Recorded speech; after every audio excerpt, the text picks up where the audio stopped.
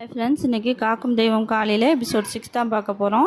Last episode என்ன பார்த்துருந்தோம் அப்படின்னா, ரத்தபிரியனை காளிதேவி வந்து வதம் பண்ணியிருப்பாங்க. அதோட முடிச்சிருந்தோம். இப்போ வந்து காளிதேவி ரத்தபிரியனை வதம் பண்ணி அந்த ரத்தபிரியனோட ரத்தத்தை குடிச்சனாலேயோ என்னவோ ரொம்ப ஆக்ரோஷமாக ஆயிட்டாங்க. அவங்களோட கோபத்தை தணிக்கவே முடியலை. அந்த அசுரத்தன்மையும் அவங்களுக்குள்ளே வந்துருச்சு. அது மட்டும் இல்லாமல் காளிதேவி இப்போ தானே காளியாக உருமாறி இருக்காங்க பார்வதி. அதனால் அவங்க கோபத்தை கண்ட்ரோல் பண்ண முடியாமல் பயங்கரமாக கோபத்தில் இருக்காங்க. அதனால் இப்போ சிவனும் விஷ்ணுவும் பேசிகிட்டு இருக்காங்க. பூலோகத்தை அழிக்கிறதுக்கான தருணம் இன்னும் வரலை சிவபெருமானே. அதனால் நாம் எப்படியாச்சும் இதை தடுத்தாகணும், இல்லைன்னா பூமியே அழிஞ்சிரும் போல இருக்குது அப்படின்னு விஷ்ணு சொல்கிறாரு. அதுக்கு சிவபெருமான் என்ன செய்யலான்னு சொல்கிறீங்க அப்படின்னும் போது, இந்த மாதிரி நான் அவளோட அண்ணே, அதனால நான் சொன்னால் பார்வதி கேட்பா அப்படின்னு சொல்கிறாங்க விஷ்ணு. அதுக்கு சிவபெருமான் என்ன சொல்கிறாங்கன்னா, இப்போ வந்து அவள் பார்வதி கிடையாது, காளி தேவி, அதனால் வந்து கொஞ்சம் ஜாக்கிரதையாக இருங்க அப்படின்னு சொல்லிட்டு சிவன் சொல்கிறாரு. ஸோ இப்போ வந்து விஷ்ணு வந்து கிளம்புறாரு பார்வதியை கண்ட்ரோல் பண்ணணும் அப்படிங்கிறதுக்காக. ஆனால் பார்வதி பயங்கர ஆக்ரோஷமாக நடக்கிற ஒவ்வொரு நடையிலையும் கீழே இருக்க பாதாள உலகமே ஆட்டம் கண்டு போது சும்பன் நிசும்பனே பயப்படுறாங்க. யாரா அது நடக்கிறது, மேலே நடக்கிறது, நம்ம இப்படி பாதாள உலகம் இந்த ஆட்டம் ஆடுதே அப்படின்னு சொல்லிட்டு பயப்படுறாங்க. பார்வதி தேவி வைக்கிற ஒரு பாதத்துலேயும் நெருப்பு பிளம்பு தெறிக்குது. அதை கண்ட்ரோல் பண்ணணும் அப்படின்னா யாரால் முடியும்னு தெரியல. ஆனால் விஷ்ணு வந்து இப்போ போயிருக்காரு.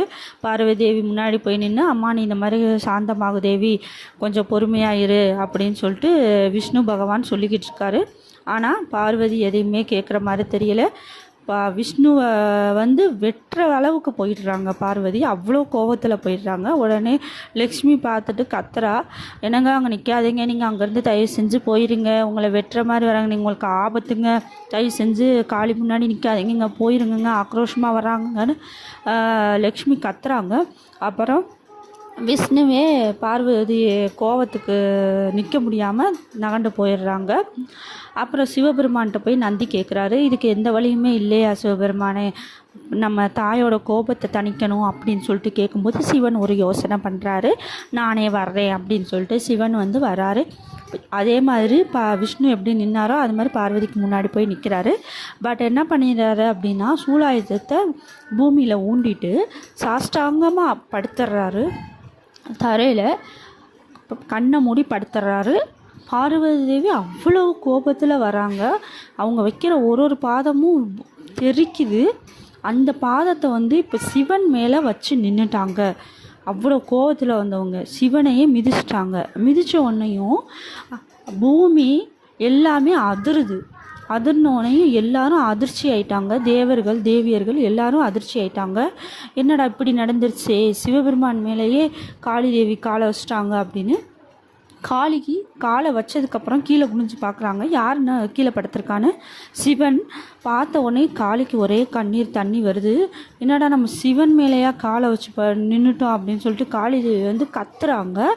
கத்திட்டு கையில் இருக்க வாளையும் அந்த ரத்தபீரியனோட தலையையும் கையில் வச்சுட்டு இருந்திருப்பாங்க, அதை கீழே போட்டுட்டு கத்துறாங்க. கத்தி அழுகுறாங்க. அழுத உடனேயும் சிவபெருமான் சொல்கிறாரு, நீ ரொம்ப ஃபீல் பண்ணாதம்மா, கணவன் மனைவிக்குள்ளே ஒருத்தவங்க கோபமாக இருந்தாங்கன்னா ஒருத்தவங்க இப்படி தான் அடங்கி போகணும், அப்போனா தான் வாழ்க்கை நடக்கும். அந்த சூட்சுமத்தை உணர்த்துறதுக்கு தான் இந்த நிகழ்வு நடந்திருக்கு, நீ ஒன்றும் பெருசாக நினைக்காது அப்படின்னு. அதை வந்து பார்வதி தேவியால் பொறுத்துக்க முடியலை.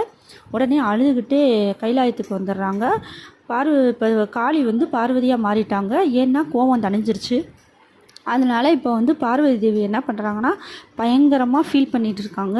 நம்ம ஏன் இவ்வளோ பெரிய தப்பு பண்ணோம், கணவர் மேலே போய் காலை வச்சுட்டோமே, இது மிகப்பெரிய பாவமாச்சு, யாராவது இதை செய்வாங்களா, அதுவும் என்னோட கணவர் சாதாரணமானவரா, உலகத்துக்கு தலைவர் இல்லையா, சிவபெருமான் இல்லையா, அவர் மேலே காலை வச்சுட்டேனே, நான் அவ்வளோ கொடூரமானவளாக ஆயிட்டேனே, இவ்வளோ மோசமானவளாக ஆயிட்டேனே, இவ்வளோ இப்போ மூர்க்கத்தனமாக நான் எல்லாரையும் வெட்டி கொண்டிருக்கேன், ராட்சசி மாதிரிலாம் நடந்திருக்கேன், நான் ஒரு தேவியா, அன்பை கொடுக்குறவ தானே தேவி, இப்படி இருந்துட்டேனே நான் அப்படின்னு சொல்லிட்டு ரொம்ப பார்வதி ரொம்ப ஃபீல் பண்ணுறாங்க.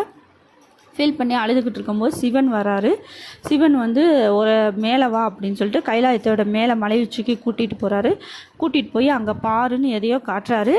அதோட இந்த எபிசோடு